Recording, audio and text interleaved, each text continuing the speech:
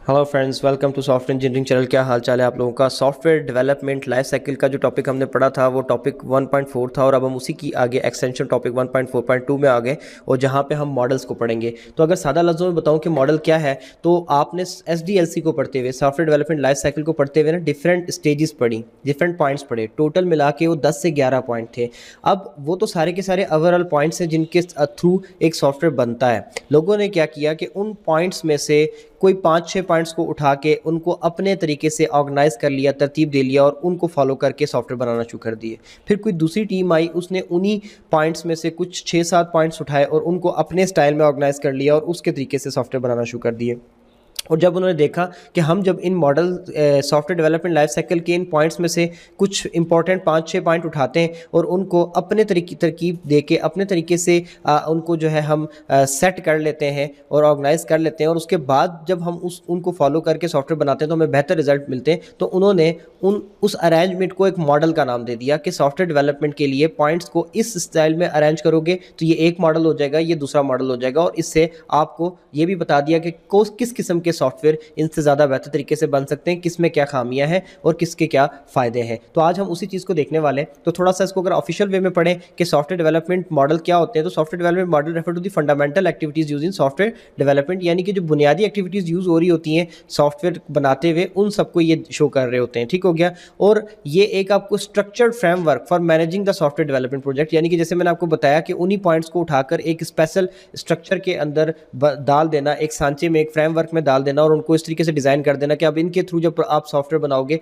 तो एक अच्छा सॉफ्टवेयर मिलेगा। तो उस स्ट्रक्चर फ्रेमवर्क का जो कंसेप्ट होता है वो बेसिकली सॉफ्टवेयर डेवलपमेंट मॉडल कहलाता है। आपके पास डिफरेंट किस्म के मॉडल्स हैं, उनके हर किसी के नुकसान और फ़ायदे अलग अलग हैं। आप जो डिस्कस करने वाले हो आज यहाँ पे वो है वाटरफॉल मॉडल और अजाइल मॉडल। ठीक है। और ये दोनों मॉडल आपकी बुक में डिस्कस किए गए। तो अगर हम वाटरफॉल मॉडल को देखें, इसको हम लीनियर डेवलपमेंट अप्रोच भी कहते हैं कि आप इसके जो आपकी स्टेजेस हैं वो 1 2 3 4 5 6, यहाँ पे उन्होंने 5 से 6 स्टेजेस को यहाँ पे उन्होंने लिख दिया है। ठीक है। तो इसके अंदर होता क्या है कि आप टॉप से चलते हो। ठीक है। आप रिक्वायरमेंट लेते हो, रिक्वायरमेंट जो मिलती है उसकी बेस पर डिज़ाइन बनाते हो, डिज़ाइन जो बनता है उसकी बेस पर डेवलपमेंट करते हो, फिर टेस्टिंग करते हो, डिप्लॉयमेंट करते हो, फिर दोबारा मेंटेनेंस फेज पे चले जाते हो। ये आपका वाटरफॉल मॉडल के चलने की अप्रोच होती है। इसको वाटरफॉल इसलिए कहा जाता है क्योंकि इसमें आप टॉप से बॉटम की तरफ फ्लो कर रहे होते हो, एक लीनियर अप्रोच में ऊपर से नीचे की तरफ आ रहे होते हो, बिल्कुल उसी तरीके से जैसे पानी वाटरफॉल के अंदर ऊपर से नीचे की तरफ गिरता है। ठीक हो गया। और इसके अंदर होता क्या है कि आपको रिक्वायरमेंट मिल गई, आपने बस उसी रिक्वायरमेंट को उठाया, फ़ौरन डिज़ाइन बनाया, डेवलपमेंट की और सारा का सारा काम जो है आगे करना शुरू कर दिया। लेकिन इसके अंदर जो आपके जो नुकसान है वो क्या है, वो ये है कि आपकी रिक्वायरमेंट अगर वेल डिफाइन नहीं है ना तो फिर ये नहीं चलेगा। क्योंकि जब रिक्वायरमेंट्स आपने जमा कर ली, अब डिज़ाइन फेज पे आ गए, डिज़ाइन फेज बनाने के बाद आप डेवलपमेंट पे पहुंच गए। अब यहाँ पे आपको जाके याद आता है कि आपने यार एक फीचर इसके अंदर और डालना था, रिक्वायरमेंट आपने थोड़ी सी कम बताई है, तो अब रिवर्स जाने का कोई तरीका नहीं है क्योंकि पानी कभी भी वाटरफॉल का ऊपर नहीं जाया करता, नीचे ही आता है। ठीक है। तो ये आप उसी वक्त चूज़ करते हो जब आपको पता हो कि मुझे पहले से 100% पता है कि मैंने क्या सॉफ्टवेयर बनाना है, उसमें क्या क्या फीचर होंगे। उस वक्त आप क्या करते हो कि आप ये जो वाटरफॉल मॉडल है इसको चूज़ कर लेते हो। अगर हम इसके वाटरफॉल के एडवांटेजेस की बात करें तो ये सूटेबल है जब तमाम की तमाम रिक्वायरमेंट्स वेल डिफाइन हो, जैसे कि मैंने भी आपको बताया।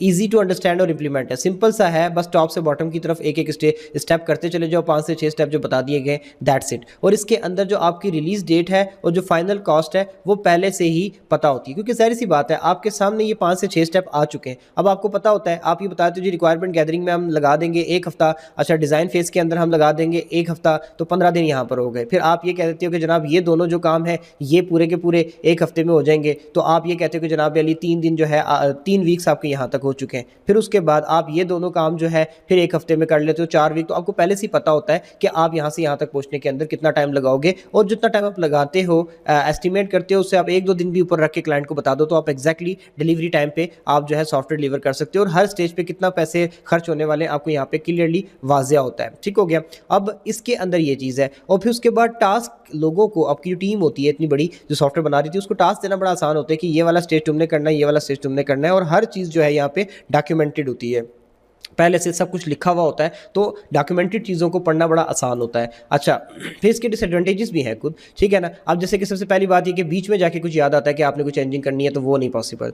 फिर long delivery time, because the whole project must be completed before delivery. देखिए कुछ आपके सॉफ्टवेयर मॉडल ऐसे होते हैं कि वो कहते हैं कि अगर आपने मुझे सॉफ्टवेयर बनाने को कहा है और उस सॉफ्टवेयर में 10 फीचर्स होंगे, तो आप वेट क्यों कर रहे हो कि 10 फीचर्स पूरे हों तो उसके बाद हम आपको सॉफ्टवेयर दें। हम आपको जो पहला फीचर बनेगा तो हम दे देंगे, आप यूज़ करते रहो, फिर अगली अपडेट भेजेंगे तो उसके थ्रू दूसरा फीचर भी दे देंगे। लेकिन ये वाटरफॉल मॉडल कहता है कि नहीं, ऐसा हो ही नहीं सकता। जब तक पूरा प्रोजेक्ट कंप्लीट नहीं हो जाता, आपको हम प्रोजेक्ट आपके हवाले नहीं करेंगे। मींस ये कि अगर आपने 10 फीचर वाला सॉफ्टवेयर बनाने को कहा है, हम 9 फीचर बना चुके हैं और 10वें फीचर को बनाने में महीना लग रहा है, तो वो 9 फीचर हम आपको तब तक नहीं देंगे जब तक वो महीना लगा के 10वां भी पूरा ना कर लें। तो ये एक तरीके से इसका ड्रॉबैक है, डिसएडवांटेज है कि यार इस एक चीज़ के पीछे हम 9 चीज़ें जो काबिल इस्तेमाल है उनको भी इस्तेमाल नहीं कर पा रहे होते। अच्छा, और इसके अंदर जो प्रोजेक्ट के फेल होने का चांस है ना वाटरफॉल में बहुत ज़्यादा होता है, क्योंकि देखें कस्टमर कभी भी, वो कौन सा प्रोफेशनल सॉफ्टवेयर इंजीनियर है, उसको कभी भी नहीं पता होता 100% कि मुझे किस किस्म का सॉफ्टवेयर चाहिए। वो उसको ये पता होता है कि मेरी ये प्रॉब्लम है, मुझे इसका सोल्यूशन चाहिए। और जब आप उसकी प्रॉब्लम का सोल्यूशन निकाल रहे होते तो इन बिटवीन वो कहीं ना कहीं बैठा हुआ सोच रहा होता है कि अभी भी वक्त है, बता दूँ अभी कौन सा सॉफ्टवेयर मुझे मिला है।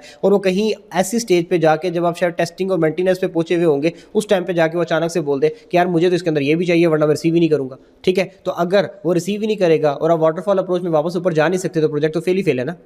ठीक है, और उसके बाद लेट डिटेक्शन ऑफ डिफेक्ट्स, यानी कि जो आपकी प्रॉब्लम्स हैं सॉफ्टवेयर में वो तो तब पता चलते हैं जब टेस्टिंग होती है, तो वो इसके अंदर बहुत लेट होती है। क्योंकि अगर मैं वापस पीछे जाके आपको डायग्राम दिखाऊं तो टेस्टिंग जाके हो रही है कहीं चौथे लेवल के ऊपर जाके, डेवलपमेंट कंप्लीट होने के बाद। तो अब यहाँ पर जाके टेस्टिंग होगी और टेस्टिंग में जाके पता चला कि प्रॉब्लम आया है, तो आपने प्रॉब्लम जाके देखा डेवलपमेंट में, तो डेवलपमेंट में पता चला कि वो प्रॉब्लम डिज़ाइन से फ्लो करके आया, और डिज़ाइन में जाके देखा तो डिज़ाइन में पता चला कि प्रॉब्लम रिक्वायरमेंट से फ्लो करके आया है। अब जो प्रॉब्लम रिक्वायरमेंट से फ्लो करता करता आया और टेस्टिंग लेवल पे जाके डिटेक्ट किया गया, तो उसको ठीक करना बहुत मुश्किल है। अगर यहीं पे पता चल जाता तो शायद हम उसको मौके पे ठीक कर लेते। तो इतना लेट डिटेक्ट होने से कुछ डिफेक्ट्स को ठीक करना इम्पॉसिबल होता चला जाता है। फिर इसके बाद आपके पास आ जाता है अजाइल मॉडल। ये आइटरेटिव और इंक्रीमेंटल अप्रोच पे चलता है। आइटरेटिव और इंक्रीमेंटल, दो वर्ड्स को मैं पहले आपके सामने डिफाइन करता चलूँ। आइटरेटिव का मतलब ये होता है कि गोल गोल घूम के चलता है, ठीक हो गया। इंक्रीमेंटल यानी कि हर एक दफ़ा जब गोल घूमता है तो वो एक स्टेप आगे चला जाता है। मिसाल के तौर पे ये समझ लें कि आप को मैं इसकी सादा एग्जांपल ऐसे दूंगा कि आपके हाथ में एक लंबा सा जो है वो है, एक पाइप है, ठीक है, और आपने उसके अंदर एक बॉल डाल ली। अब आप उसको ऐसे ऐसे ऐसे ऐसे ऐसे करके उस पाइप को गोल गोल गोल गोल जोर जोर से हिलाते हैं तो बॉल उसके अंदर गोल गोल घूमना शुरू कर देती है, और जैसे जैसे घूम रही होती है बॉल ऊपर की तरफ आ रही होती है, ठीक हो गया। सो इसी तरीके से अगर मैं सादा सी एग्जांपल दूं तो हमारे पाकिस्तान के अंदर एक वो मौत का कुआं बड़ा कॉमन सी चीज़ है, जिसके अंदर आप एक बहुत बड़ी सी ट्यूब सी होती है और आप उसके टॉप पे खड़े हुए देख रहे हो, तो एक बाइक वाला उसके अंदर नीचे ज़मीन पे होता है, वो बाइक साइड पे चढ़ाता है और गोल गोल घूमना शुरू कर देता है। अब वो जैसे जैसे गोल गोल घूम रहा होता है तो वो उसका हर एक गोल चक्कर जो है वो जो है क्या करता है कि वो एक आइट्रेशन होती है, और जैसे जैसे एक एक आइट्रेशन पूरी होती चली जाती है वो ऊपर टॉप की तरफ आता चला जाता है, तो वो इंक्रीमेंटेशन होती है। सही हो गया। तो होता क्या है कि इसके अंदर ऐसे ही काम किया जाता है। अगर आपके 10 फीचर्स आपने अपने सॉफ्टवेयर में मांगे हैं तो एक फेरा पूरा करने पे पहला फीचर बन जाएगा और आप एक इंक्रीमेंट लगा के ऊपर वाले जो है फीचर की तरफ आ जाएंगे, और दूसरा फेरा पूरा करने के ऊपर, दूसरा राउंड पूरा करने के ऊपर दूसरा फीचर बन जाएगा और आप एक और इंक्रीमेंट लगा के ऊपर चले जाएंगे, और ऐसे करके चलते चले जाएंगे, ठीक हो गया। और यहाँ पर इंक्रीमेंटल साइकिल में काम चलता है, 6 फेजेस होते हैं, और यहाँ पे फ़ायदे क्या होते हैं कि फ्लेक्सिबल होता है, ठीक है। आप उस चक्कर के अंदर थोड़ा सा नीचे जाके पिछले प्रॉब्लम्स को ठीक भी कर सकते हैं। इस दफ़ा अगर फीचर 1 के अंदर प्रॉब्लम आ गई और जब वो कस्टमर तक पहुंचा तो कस्टमर के साथ बात करके कस्टमर ने बताया मैं फीचर 1 यूज़ तो कर रहा हूँ लेकिन यार इसमें ये मसला है, तो जब आप फीचर 2 बना कर देंगे तो फीचर 2 बना के देते हुए साथ ही साथ फीचर 1 का मसला भी सॉल्व करके अपडेट में भेज देंगे। तो इससे क्या होगा कि आपका वो मसला फीचर 1 भी पक्का हो जाएगा, बिल्कुल ठीक हो जाएगा, फीचर 2 भी मिल जाएगा, फीचर 3 पे आप काम करना शुरू कर देंगे। और अगर कोई फीचर नंबर 10 जाके 9 फीचर्स थे और फीचर नंबर 10 जाके बाद में भी यूज़र ने डिमांड की तो कोई मसला नहीं, आप इंक्रीमेंट में दे देंगे, और जब भी यूज़र डिमांड करे आप एक एक इंक्रीमेंट लगा के उसको वो चीज़ें देते रहेंगे। और इसके अंदर फ्लेक्सिबिलिटी है, यही बात है जिसको फ्लेक्सिबिलिटी दे। कोलैबोरेशन है, कोलैबोरेशन मीन की जो टीम्स होती है ना वो हर एक इंक्रीमेंट के बाद एक पूरी की पूरी टीम बैठ के आपस में बातचीत करती है और देख लेती है कि अब आगे क्या करना है, और उसके बाद चलते हैं। और कस्टमर फीडबैक, जाहिर सी बात है, एक आप आल्ट्रेशन बना के सॉफ्टवेयर आहिस्ता आहिस्ता कस्टमर को देते चले जा रहे होते हैं, कस्टमर उसके ऊपर वापस रिस्पॉन्स करता चला जा रहा होता है, उस रिस्पॉन्स को मद्देनजर रखते हुए आप अगला काम करते चले जाते हैं, तो आपके पास एक कॉन्फिडेंस होता है, ठीक है। और इसके अंदर इस तरीके से आपकी चीज़ों को साइकिल के अंदर जो है अरेंज किया जाता है। सबसे पहले आप प्लान करते हो, डिज़ाइन करते हो, इंप्लीमेंट करते हो, टेस्ट करते हो, डेवलप करते हो, ठीक है, एंड दैट्स इट। फिर दोबारा रिक्वायरमेंट गैदरिंग, सबसे पहले रिक्वायरमेंट गैदरिंग करते हो, गैदरिंग करके planning, design, implementation, testing, deployment, ये काम कंप्लीट हुआ एक साइकिल, तो एक फीचर बन गया और उस एक फीचर को मेंटेनेंस फेज में भेजा और फिर दोबारा ऊपर चले गए, फिर दोबारा दूसरा फीचर बनाया, मेंटेनेंस फेज में भेजा, फिर दोबारा ऊपर चले गए। तो इस तरीके से आपका ये काम चल रहा होता है। अगर हम इसके एडवांटेजेस की बात करें, ऑफर फ्लेक्सिबिलिटी पहले बता चुका हूँ, कंटिन्यूस क्लाइंट जो है ये इन्वायरमेंट वर्ड लिखा हुआ है, इसकी जगह इन्वॉल्वमेंट है, कंटिन्यूस क्लाइंट इन्वॉल्वमेंट, ठीक हो गया। यानी कि आपका जो क्लाइंट है वो मुकम्मल तौर पे आपके सॉफ्टवेयर डेवलपमेंट के प्रोसेस में इन्वॉल्व रहता है। वो हर एक फीचर बनने के बाद आपको बता रहा होता है कि ये फीचर बन चुका है, अब जो अगला फीचर है वो कैसा बनाना है, और जो पिछला है उसमें क्या क्या कमी है और कैसा लगा उसको। और early and incremented delivery of functional product, यानी कि आपको जो क्लाइंट है उसको बहुत जल्दी जो है फंक्शनल प्रोडक्ट मिलती चली जाती है, क्योंकि जाहिर सी बात है, मैंने आपको बताया आपको वेट तो करना ही नहीं है, सॉफ्टवेयर जितना बना उतना क्लाइंट के हवाले कर दो और बाकी जो है थ्रू अपडेट्स उसको बना के देते रहो, तो अर्ली डिलीवरी उसको मिल चुकी होती है। और इसके अंदर जो आपके डिसएडवांटेजेस हैं वो क्या है, डिपेंडेंसी ऑन कस्टमर अवेलेबिलिटी, यानी कि आपने पहला फीचर कस्टमर को दे दिया, अब कस्टमर अगले 3 दिन तक आपको रिस्पॉन्स ही नहीं कर रहा जनाब के वो फीचर कैसा है, वो ठीक है या नहीं है, या उसमें कोई कमी है या फिर परफेक्ट है, तो कस्टमर के ऊपर आप बहुत ज़्यादा डिपेंड हो जाते हैं। बावजूद इसके काम आपका अपना होता है, लेकिन आप डिपेंड होते हैं। अब इसके अंदर हर एक आइट्रेशन के अंदर आपकी पूरी की पूरी टीम जो होती है उसको एक दूसरे के साथ कम्युनिकेट करना होता है, तो कोऑर्डिनेशन जो होती है, अगर टीम बहुत बड़ी हो जाए तो उसके अंदर कोऑर्डिनेशन करना बड़ा मुश्किल हो जाता है।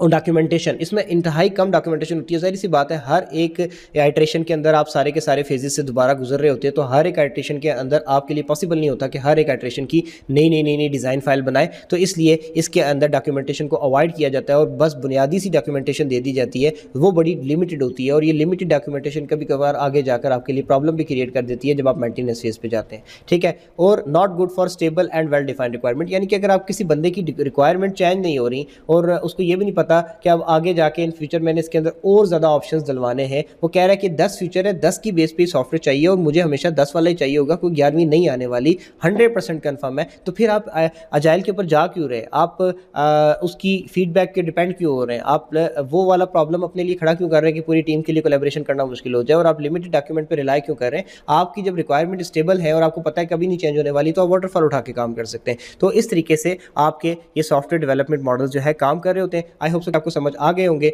अब आप सोच रहे होंगे कि बुक के अंदर अगर देखें तो उसके अंदर तो बड़े वो लिखे हुए हैं जनाब अली, स्टेजेस लिखे हुए हैं, तो वो क्यों नहीं सर ने इसके अंदर डिफाइन किया। तो यार वो मैंने इसलिए डिफाइन नहीं किया कि वो 11 के 11 स्टेजेस को बड़ी डिटेल के अंदर समझ चुके हो SDLC मॉडल के पॉइंट्स के अंदर, ठीक है। और उन्हीं 11 में से उठा के उन्हीं सबको रीअरेंज करके अजाइल मॉडल में भी 6 दफ़ा लिख दिया गया और वाटरफॉल में भी 6 दफ़ा लिख दिया गया। तो वो अगर आपने अच्छे से याद कर लिए हैं तो उसके बाद बस आप बुक में से इन पॉइंट्स को दोबारा पढ़ लें अंडर दी अजाइल और अंडर वाटरफॉल, और आपको पढ़ के समझ आ जाएगा कि हल्की फुल्की क्या तब्दीली है और उसकी बेस पे आप पेपर के अंदर भी इनको लिख सकते हैं। बाकी मेंटेनेंस वही मेंटेनेंस होती है जो कि आपने सॉफ्टवेयर डेवलपमेंट लाइफ साइकिल के टाइम पे पढ़ी थी। रिक्वायरमेंट गैदरिंग का स्टेज बिल्कुल वैसे ही परफॉर्म हो रहा होता है जैसे कि आपने SDLC में पढ़ा था, वही स्टेजेस ही तो हैं जो कि डिफरेंट तरीकों से इंप्लीमेंट किए जा रहे हैं अजाइल में और वाटरफॉल में।